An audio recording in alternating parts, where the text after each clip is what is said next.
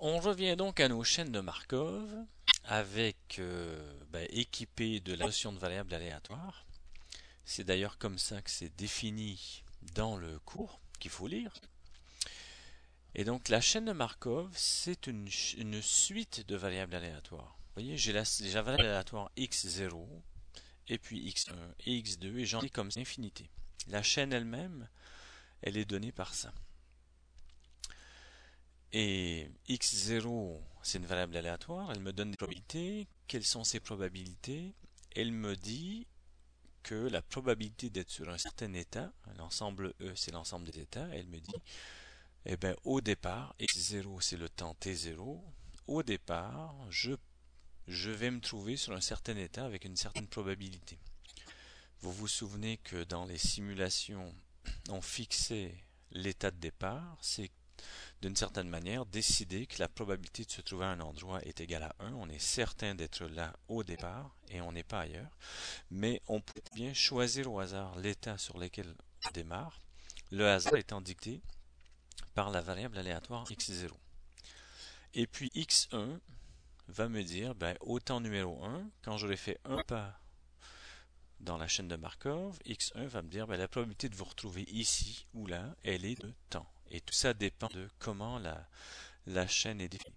Puis x2, c'est le temps t2, puis x3. Et au fur et à mesure que le temps avance, les variables aléatoires, la variable xn me dit, après avoir fait n pas dans la chaîne, j'ai une certaine probabilité de me retrouver sur les états de la chaîne. Et donc la variable xn me dit quelles sont ces probabilités.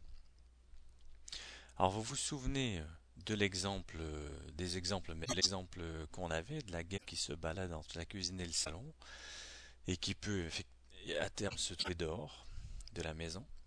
Donc dans ce cas-ci, on a des variables aléatoires qui nous disent les probabilités que la guêpe se trouve ou bien dans le salon, ou dans la cuisine, ou dehors.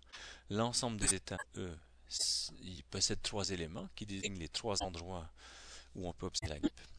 Et les variables nous disent comment évoluent les probabilités de trouver la guêpe dans l'une des pièces de la maison ou carrément dans le jardin. Donc le dessin qui est illustré là, c'est obtenu en faisant tourner la chaîne, en faisant faire 20 pas aléatoires dans la chaîne, et puis dans ce cas-ci, on voit bien que la guêpe, elle est dans le salon après 20 pas, le sommet est en bleu, la taille relative des sommets nous indique les probabilités sous-jacentes, et ici, donc après 20 pas, il trouve que la probabilité d'observer la guêpe dans le salon est relativement forte par rapport à trouver la guêpe dans le jardin, qu'on peut aussi la trouver dans la cuisine avec une probabilité plus forte de la trouver dehors. Donc après 20 pas, il semble que, au vu d'une simulation seulement, la guêpe se trouve dans le salon ou dans la cuisine avec une probabilité relativement forte. Et on va s'intéresser évidemment à savoir comment les choses évoluent. On peut penser dans le système ici, cette chaîne de Markov, qu'à terme, la guêpe va finir par sortir. On pourrait se dire, à la limite, si je pousse le calcul, si je regarde x 100, puis x 1000 et x 100 000 et x 1 million, et puis je pousse, je laisse le temps filer, on se dit que c'est sûr que la guêpe va finir dehors. Donc ce qu'on est en train de dire, c'est qu'à la limite, cette suite de variables aléatoires tend vers une probabilité qui est probabilité 1 d'être dehors, probabilité des 0 d'être dans le salon et 0 d'être dans la cuisine. Et c'est ce qu'il s'agirait de démontrer. On va regarder un exemple qui est discuté dans le cours. C'est une chaîne de Markov à deux états. Et la chaîne est complètement décrite par le diagramme qu'il y a là. Enfin, complètement. On discute. Donc, la chaîne est donnée de cette manière. On le dessin. Il y a deux états, l'état 0, l'état 1. On distingue deux états, donc vrai, faux, stable, en danger, en sécurité. Enfin, vous imaginez ce que c'est, 0 et 1, c'est deux états qu'on oppose. Et le système peut basculer d'un état à l'autre avec les probabilités P et Q. Ici, on ne les a pas précisées. On pourrait les préciser, mais il suffit de les poser de manière formelle. On peut manipuler le système. Et donc, qu'est-ce qui est donné en réalité lorsque je donne ce dessin-là? Ce qui est donné, ce sont des probabilités conditionnelles. Chacun des arcs de la figure est en réalité la donnée d'une probabilité conditionnelle. L'arc qui va de l'état 0 à l'état 1, auquel est associée une probabilité P, il dit la probabilité de se retrouver au plus unième pas ou au temps égal n plus 1, la probabilité de se retrouver à l'état 1 au temps n plus 1, étant donné qu'au moment précédent, au temps juste précédent, je sois en 0 est égale à P. La probabilité de passer de l'état 0 à 1 est P. C'est une probabilité conditionnelle qu'on est en train de donner là. Si on raisonne en termes des variables aléatoires qui constituent la chaîne de Markov, c'est ce qu'on dit. On sait que la valeur 1 sera atteinte par la variable xn plus 1 avec une certaine probabilité, étant donné, si on peut savoir, que la variable xn valait 0. Et de cette manière-là, tous les arcs dans le graphe nous donnent des probas conditionnels. Chacun des arcs précise une probabilité conditionnelle. Par exemple, le passage de l'état 1 à l'état 0 est donné par une probabilité Q. Et puis de même manière, la probabilité de rester en l'état 0, étant donné qu'on y était, c'est 1 moins P. La probabilité de rester à l'état 1, étant donné qu'on y était, c'est 1 moins Q. Et on a bien les propriétés qui sont réclamées des chaînes de Markov, que la somme des probabilités sortantes, il faut tenir compte des ici, est égale à 1. 1 moins P plus P c'est bien 1, 1 moins Q plus Q est égal à 1. Donc lorsque j'ai une chaîne de Markov, ce que je veux calculer, c'est quelle est la probabilité de trouver ma chaîne dans un certain état. Ici, par exemple, vous arrivez, vous, à un moment, vous ne savez pas lequel, peut-être que la chaîne, elle tourne, le système que vous êtes en train de contrôler, là, il tourne depuis un sacré moment. Quelle est la probabilité qu'au moment où vous l'observez, il soit dans l'état 0? Ce qu'on cherche à faire, du point de vue formel, si on manipule les variables, c'est répondre à la question probabilité que xn plus 1 soit égal à 0. Autant plus 1. Je ne sais pas à quoi ce que vaut n, mais je vais raisonner sur cet indice-là. Puis je vais pousser n le plus loin possible ensuite pour arriver à trouver ma réponse. Si j'arrive à cerner la valeur de la probabilité que xn plus 1 soit égal à 0, je vais pouvoir inférer ce qui se passe à la limite. Donc, allons-y. La probabilité que xn plus 1 soit égal à 0. Je peux déjà distinguer deux cas. Je me retrouve à l'état 0 au temps n plus 1.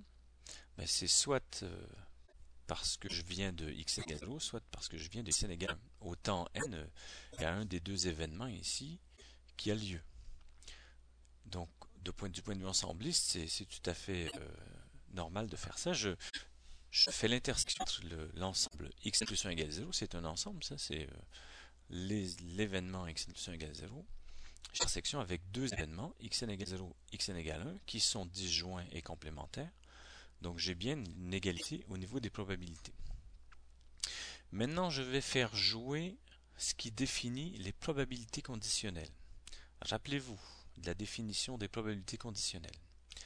La probabilité que xn plus 1 soit égal à 0, étant donné que xn est égal à 0, c'est égal à la probabilité que xn plus 1 soit égal à 0 et xn soit égal à 0, divisé par la probabilité que xn est égal à 0.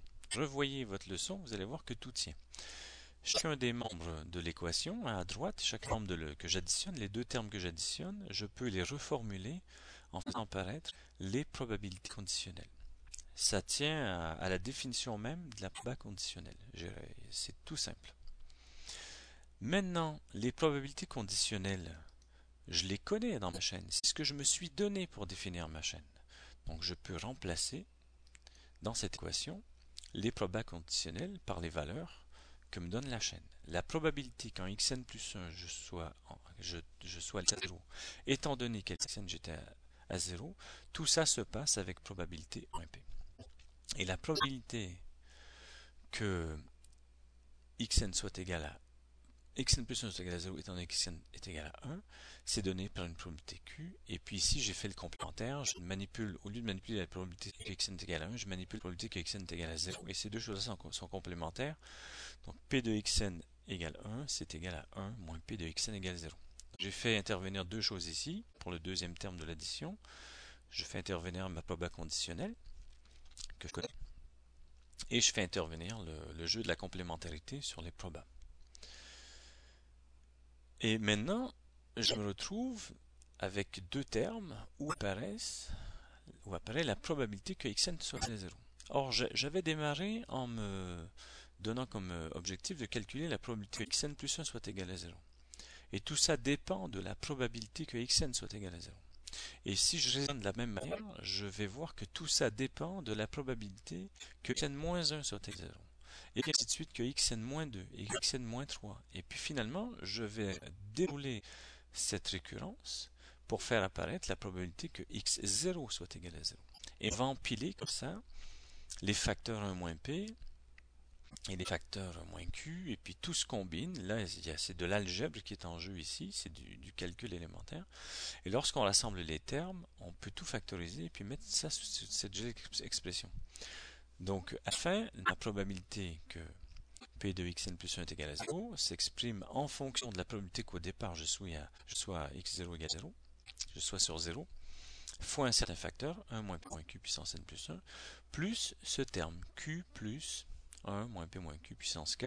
Je fais la somme, je fais varier k, au départ c'est q plus q fois 1 moins p moins q, plus q fois 1 moins p moins q au carré, plus etc. Et j'en rassemble tous ces termes sous cette somme. Et il me reste donc à faire jouer des règles de calcul élémentaire pour pouvoir trouver ma réponse. Donc la somme qui est sur la droite, c'est une série géométrique tronquée. Si vous vous souvenez, lorsqu'on fait la somme d'un terme qui est en valeur absolue plus petit que 1, je sais résoudre cette somme-là.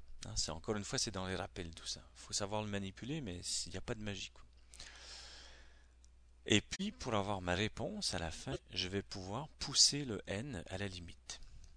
Et si je pousse le n à la limite, comme je sais que 1 moins p moins q est forcément plus petit que 1, parce que p et q, on va supposer que p et q sont plus petits que 1, sinon le système n'a pas d'intérêt, et bien je sais que la limite de 1 moins p moins q puissance n est égale à 0.